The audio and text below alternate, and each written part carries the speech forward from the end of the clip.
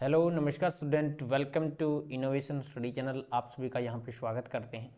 जैसा कि आपको पता है कि हमने संजीव डेसरक के 6 मॉडल पेपर कंप्लीट कर लिए हैं। आज हमारा 7वां है।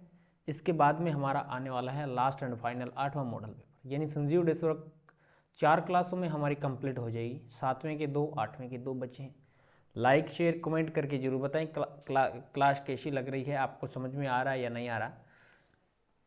और ये मेरे व्हाट्सअप नंबर है, इससे आप जुड़ जाइए 9886693449। इससे आप जुड़ेंगे तो व्हाट्सअप ग्रुप से आपको लिंक सेंड कर दूँगा ग्रुप का, वहाँ से आप जुड़ सकते हैं। और इसमें सारी की सारी इन्फॉर्मेशन इस ग्रुप में डाल दी जाती है, जो भी क्लास से होती है इसमें डाल दी जाती है। यहाँ से आप पढ़ सकते हैं। सुबह 9 बजे क्लास आती है।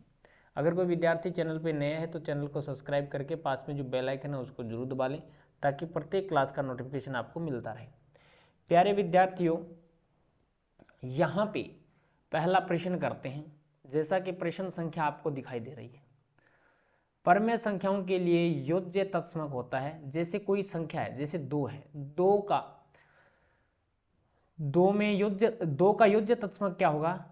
तो 2 का योज्य तत्समक होगा -2, यानी इसमें कितना जोड़ दें ताकि 0 प्राप्त हो जाए। और योज्य तत्समक के लिए हमारे पास में क्या होना चाहिए? 0 होना चाहिए। तो ऑप्शन नंबर ए आपका राइट हो जाएगा। ऑप्शन नंबर ए राइट हो जाएगा। गुणा के लिए 1 होता है, योग के लिए 0 होता है। नेक्स्ट का प्रश्न है, निम्न में से कौन सी एक पूर्ण घन संख्या है? 110 का स्क्वायर होता है, ये नहीं होगी। 420 का स्क्वायर होता है, ये नहीं होगी।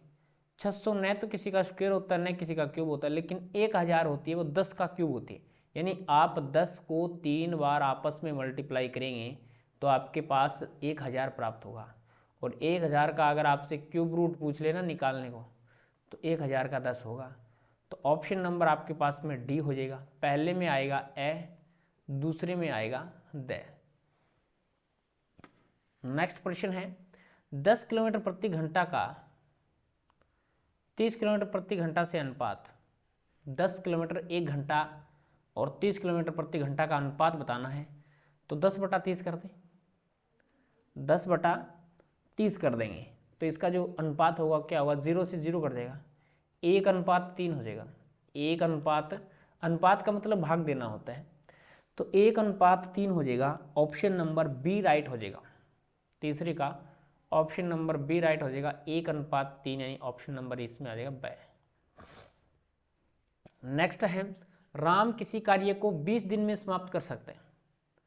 राम किसी कार्य को 20 दिन में समाप्त कर सकता है। यदि वह 10 दिन तक कार्य करे तो कितना कार्य कर देगा? भाई आधे दिन काम कर रहा है, 20 दिन में तो पूरा काम कर देगा। 10 दिन कार्य करेगा तो वह इस कार्य का आधा भाग पूरा कर देगा। तो इस कार्य का 1/2 भाग पूरा हो जाएगा। 10 दिन में 1/2 भाग पूरा हो जाएगा। आधा काम 10 दिन में कर देगा। 20 दिन में पूरा काम कर रहा है तो आधा काम 10 दिन में करेगा ना, तो 1/2 भाग हो जाएगा। तो इसमें आएगा श। नेक्स्ट प्रश्न की तरफ चलते हैं। प्रश्न संख्या आपको दे रखी है 5। 5x का 3y, 5x व 3y का गुणा करने से प्राप्त होता है। जैसे 5x है, मल्टीप्लाई में 3y है, संख्या का मल्टीप्लाई करते हैं। 5×3 = 15, x गुणा y 15xy होता है, 15xy होता है। ऑप्शन नंबर बी राइट हो जाएगा। यहाँ पे आएगा ब। क्या आएगा? ब आएगा 5वें का। नेक्स्ट प्रश्न की तरफ चलते हैं। एमसीक्यूज का लास्ट प्रश्न है, एक चतुर्भुज के विकर्णों की संख्या। जैसे आपने कोई चतुर्भुज बना लिया, 4 भुजाओं से घिरी आकृति, यही विकर्ण होते हैं इसके बीच के। तो एक चतुर्भुज में विकर्णों की संख्या होती है, तो विकर्णों की संख्या 2 होगी। इसमें विकर्णों की संख्या कितनी होगी? 2 होगी। ऑप्शन नंबर ए राइट हो जाएगा। चतुर्भुज में विकर्ण 2 होते हैं। नेक्स्ट है, वह सबसे छोटी संख्या ज्ञात कीजिए जिससे 1088 को भाग देने पर वह पूर्ण घन बन जाए। को भाग देने पर वह पूर्ण घन बन जाए, ऐसी संख्या लेके आनी। तो अपन क्या करेंगे, इसके अभाज्य गुणनखंड करेंगे। किसके? 1188 के अभाज्य गुणनखंड करते हैं। चलो देखते हैं, यहाँ पे कर रहा हूं मैं। 1188 के अभाज्य 2 का भाग जाएगा, 2 का भाग जाएगा तो ये हो जाएगा आपके पास में 5 दूनी 10, 1 9 दूनी 18, और ये हो जाएगा 4 दूनी 8। फिर आपने 2 का भाग दे दिया, 2 दूए 4, 9 दूनी 18, 7 दूनी 14। फिर 2 का भाग तो जाएगा नहीं, 9 और 7 16, 16 और 2 18 हो जाएंगे, 3 का भाग चला जाएगा, 9 तिये 27, बच गए 2, 9 तिये 27, 99। फिर 3 का चला जाएगा, 33 आएगा। फिर 3 का चला जाएगा, 11 आएगा, 11 का दे दिया 1 आ जाएगा, 11 का दे दिया 1 आ जाएगा। अब देखिएगा विद्यार्थियों, आपके पास में ये अभाज्य गुणनखंड हो गए, यानी 1188 को आप क्या लिख सकते हैं, 2 गुणा में 11 लिख सकते हैं। और ये चल रहा है लास्ट में 3 गुणा में 3, इसका तो त्रिक बन गया, 3 गुणा में 3 का इसका तो त्रिक बन गया, जबकि इनका त्रिक नहीं बनाना, इसका त्रिक नहीं बना, 2 गुणा में 11, इसका त्रिक नहीं बना, तो अपन क्या करेंगे, इसका 1188 पे भाग दे देंगे, इसका अपन क्या करेंगे 1188 पर भाग दे देंगे। जो रिजल्ट प्राप्त होगा वो हमें एक पूर्ण घन संख्या ही प्राप्त होगी। और प्राप्त होने वाला क्या है, 3 गुणा में 3, 3 तिया 9, 9 तिया 27 प्राप्त होने वाला है। तो 27 3 का क्यूब होता है, 27 3 का क्यूब होता है। तो यहाँ से जो रिजल्ट बनेगा लिखेंगे यहाँ 1188 में 2 गुणा में 11 यानी 44 का भाग देने पर, 44 का भाग देने पर प्राप्त संख्या एक पूर्ण घन प्राप्त होगी, एक पूर्ण घन संख्या प्राप्त होगी। ये आपको लिखना है। Is that clear?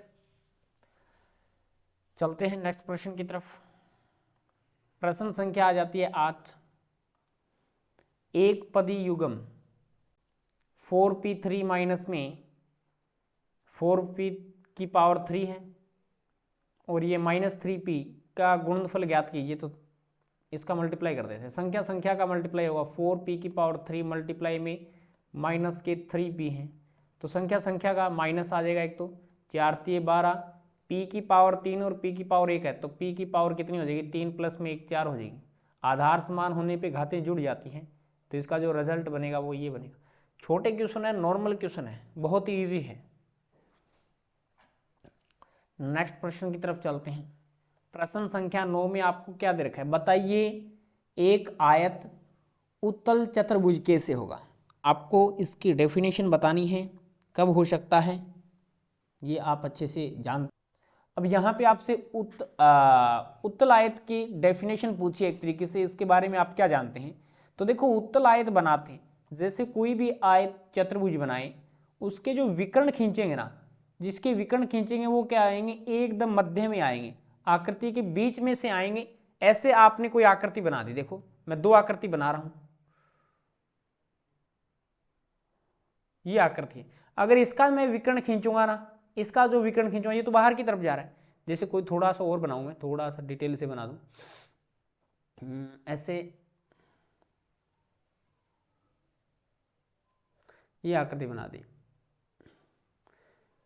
ये उत्तल नहीं है, ये अवतल है। ये अवतल है क्योंकि इसका जो विकर्ण खींच रहे हैं वो बाहर की तरफ आ रहा है, जबकि इसके सारे के सारे विकर्ण क्या होंगे, अंदर की तरफ आएंगे। तो लिखेंगे उत्तल आयत में या आयत उत्तल चतुर्भुज में, उत्तल चतुर्भुज में उत्तल चतुर्भुज में सभी विकर्ण आकृति के अंदर, या इसको बोलते हैं अभ्यंतर, अंदर को क्या बोल सकते हैं अपन, अभ्यंतर होंगे। Is that clear? कि उत्तल चतुर्भुज के सभी विकर्ण आकृति के अंदर या अभ्यंतर होंगे और प्रत्येक कोण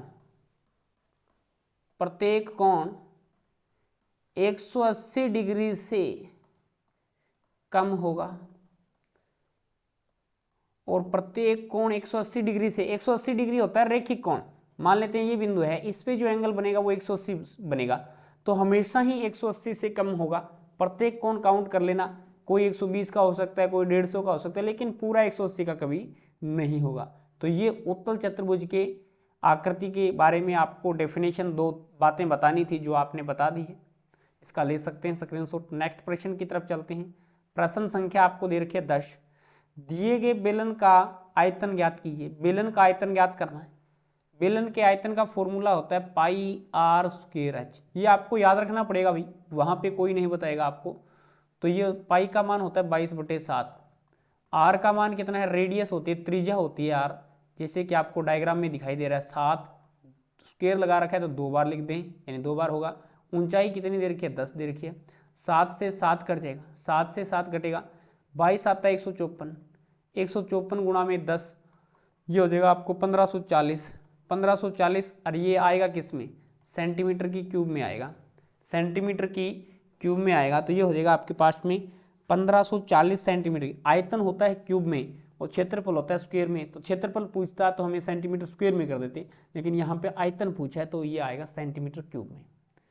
नेक्स्ट प्रश्न की तरफ चलते हैं प्यारे विद्यार्थियों। प्रश्न संख्या 11 दिखाई दे रही है। दी गई आकृति में सूचक के हरे त्रिज्याखंड जी को रुकने की, जी पर रुकने की प्रायिकता प्रोबेबिलिटी देखनी है। तो देखेंगे, वैसे तो अपन लिखते हैं कुल परिणाम। कुल परिणाम कितने हैं इसमें, कितने हैं भी, 1 2 3 4 5, तो टोटल परिणाम कितने हैं, 5 हैं। और इसमें अनुकूल परिणाम देखते हैं। अनुकूल परिणाम, अनुकूल परिणाम कितने हो जाएंगे, जी पे देख रहे हैं ना, जी कितने हैं इसमें, 3 है, तो अनुकूल परिणाम है इसमें 3। तो लिखेंगे प्रोबेबिलिटी ऑफ त्रिज्याखंड जी पे रुकने की प्रायिकता, सूचक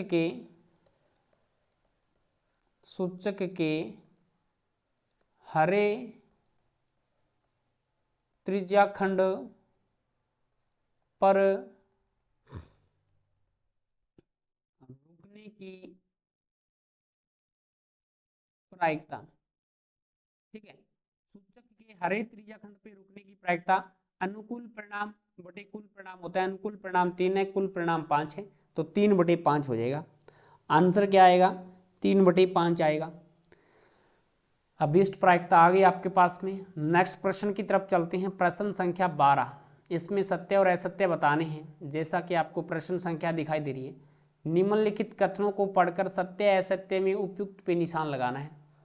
जैसे 289 2 से विभाजित हो ही नहीं सकती, ये बोल रहा होगी कैसे भी, इकाई कांक 9 है जो कि 2 से विभाजित होगा नहीं, तो यहाँ से ये बात असत्य है, इसकी बात असत्य होगी।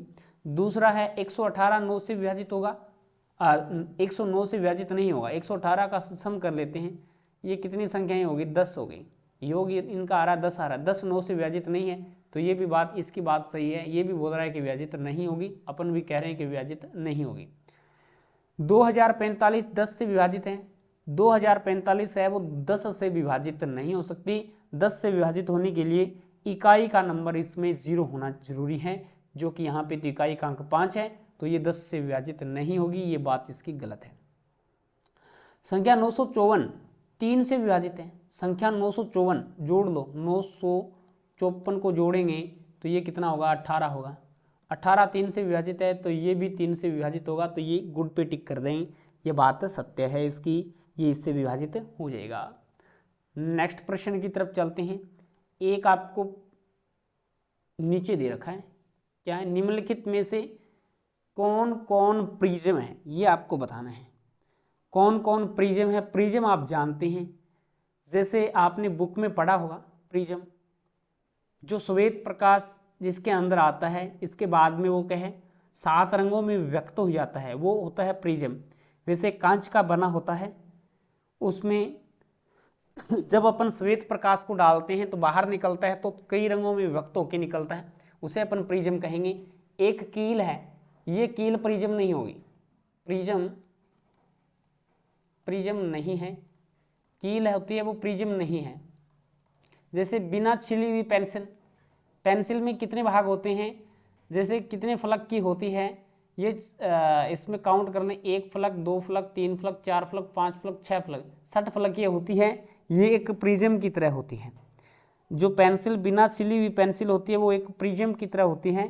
तो यहाँ पे आएगा प्रिज्म होगी। नीचे दे रखा है कागजों पर रखने का भार।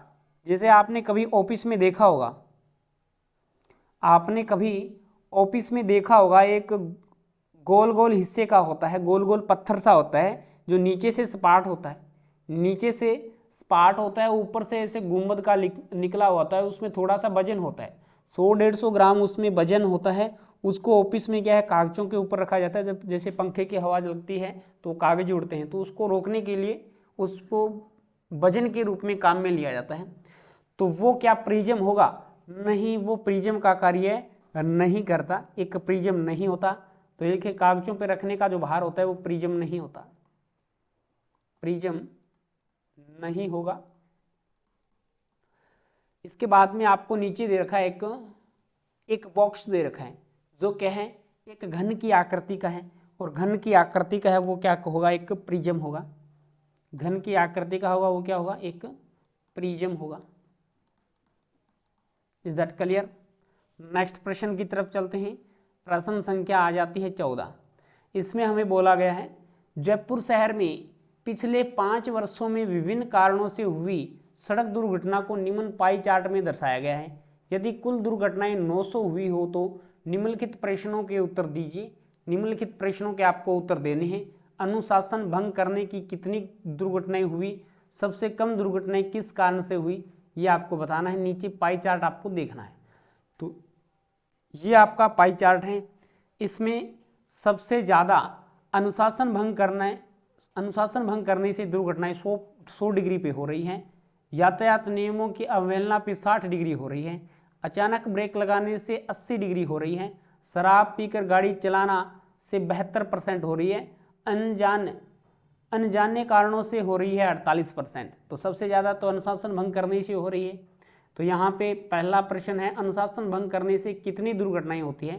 टोटल मिला के कुल कितना है, टोटल मिला के 100 प्लस में 60, 160, 80 कितने हो जाएंगे, 160 प्लस में 80 240 हो जाएंगे। 240 में अगर अपन 40 को जोड़ देते हैं 280 हो जाते हैं। 280 में अगर अपन 80 को जोड़ दें, 280 में अगर 80 को जोड़ते हैं 360 हो जाते हैं। तो टोटल मिला के कुल 360 डिग्री का एंगल बन रहा है। 360 डिग्री 900 के बराबर है। 1 डिग्री किसके बराबर होगा, 900 में अगर अपन 360 का भाग दे दें, 360 का भाग दे दें, इसको काटेंगे 9 से, 9 चौकी 36, 9 चौकी 36, 90 से वैसे काट देंगे, और 90 से काटेंगे 9 चौकी 36, 0 से वैसे 0 से 0 काट दो पहले तो, फिर अपन इसको काट देंगे 9 से, 9 चौकी 36, 9 दें 90, फिर इसको काटेंगे तो ये बचेगा आपके पास में 5/2। 1 डिग्री का मान 5/2 है। तो पहले प्रश्न का अनुशासन भंग करने से, अनुशासन भंग करने से दुर्घटनाएं कितनी हो रही है, 100 डिग्री पे हो रही है। 1 डिग्री का मान 5/2 है। तो 100 डिग्री में आप मल्टीप्लाई कर देंगे 5/2 का, 2 से ये कट जाएगा, 150 बार होगा। 50 का मल्टीप्लाई 5 के साथ में 250 होगी, 250 दुर्घटनाएं हो जाएगी। ये आपका राइट आंसर बनेगा यहाँ पे 250। सेकंड नंबर देखो, सेकंड नंबर सबसे कम दुर्घटनाएं किस कारण से हुई। तो सबसे कम दुर्घटनाएं हैं वो अनजाने कारणों से हुई। देख लो, आप देख पा रहे हैं 48 हो रही है। तो इसका जो सेकंड का आंसर है वो लिखेंगे सबसे कम दुर्घटनाएं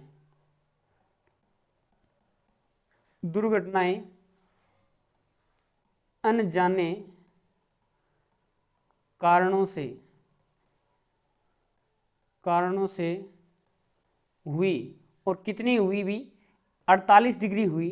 48 गुना में 5/2 काटेंगे, 24 बार होगा, 24 5 120 दुर्घटनाएं। 120 दुर्घटनाएं कितनी हुई, 120 दुर्घटनाएं हुई। Is that clear? श्योर है? सभी के समझ में आया? चलिएगा, बहुत बढ़िया। इसके बाद में चलते हैं, देखो इसका स्क्रीनशॉट ले सकता है कोई विद्यार्थी अगर लेना चाहता है तो यहाँ से इसका स्क्रीनशॉट ले सकते हैं और इसके सेकंड का ये स्क्रीनशॉट ले सकते हैं। इसके बाद में चलता है लास्ट प्रश्न, हमारे पास में एक समांतर चतुर्भुज दे रखा है। समांतर चतुर्भुज में आप जानते हैं आमने सामने के कोण बराबर होते हैं, आमने सामने की भुजाएं बराबर होती है, आमने सामने की भुजाएं समांतर भी होती हैं। तो x और y का मान हमें निकालना है, x और y का मान निकालना है। तो देखिएगा यहाँ पे दिया है ए बी सी डी एक समानांतर चतुर्भुज है, इसलिए एंगल B बराबर होगा एंगल D के। तो एंगल Y का मान कितना होगा, 112 डिग्री होगा। एंगल Y का मान कितना होगा, 112 डिग्री होगा। एंगल B का मान आपको दे रखा है, श्योर है। और त्रिभुज का मान ये 112 डिग्री आ गया, तो त्रिभुज लिखेंगे। और त्रिभुज कौन सा बन गया, त्रिभुज ADC में त्रिभुज के तीनों कोणों का मान 180 डिग्री होता है, 180 डिग्री होता है। तो यहाँ से लिखेंगे angle A plus angle D plus angle C is equal to 180 degree है। एंगल A का मान कितना है, 40 डिग्री है, ये 112 डिग्री है, ये x डिग्री है, इन सभी का सम कितना होगा, 180 डिग्री होगा। ये इधर जाके माइनस में कन्वर्ट हो जाएंगे, तो x degree is equal to 180 degree minus में 40 प्लस में 10 50 और 2 कितने हो जाएंगे, 52 हो जाएंगे। तो 152 डिग्री इसमें से घटाएंगे तो ये कितना होगा, 28 डिग्री होगा। x degree is equal to 28 degree आ जाएगा आपके पास में आंसर। ये आपके पास में इसका राइट आंसर बनेगा। तो x degree is equal to कितना होगा, 28 होगा। x का मान 28 डिग्री, y का मान 112 डिग्री होगा। ये इसका राइट आंसर बनेगा। तो ये हमने 7वें मॉडल पेपर का 1 से लेके 15 क्वेश्चन तक कंप्लीट कर लिया है। क्लास कैसी लगी कमेंट करके ज़रूर बताएं। अच्छी लगी है तो लाइक और शेयर आप ज़रूर करेंगे। अगर आप चैनल पे नए हैं तो चैनल को सब्सक्राइब करके जो पास में बेल आइकन है उसको ज़रूर दबा लेना, ताकि प्रत्येक वीडियो का नोटिफिकेशन आपको मिलता रहे और आप तुरंत से तुरंत इसका लाभ उठाते रहें। चलिएगा स्टूडेंट, आज की क्लास में इतना ही। नेक्स्ट क्लास में मिलेंगे कुछ नए के साथ। जय हिंद, जय भारत।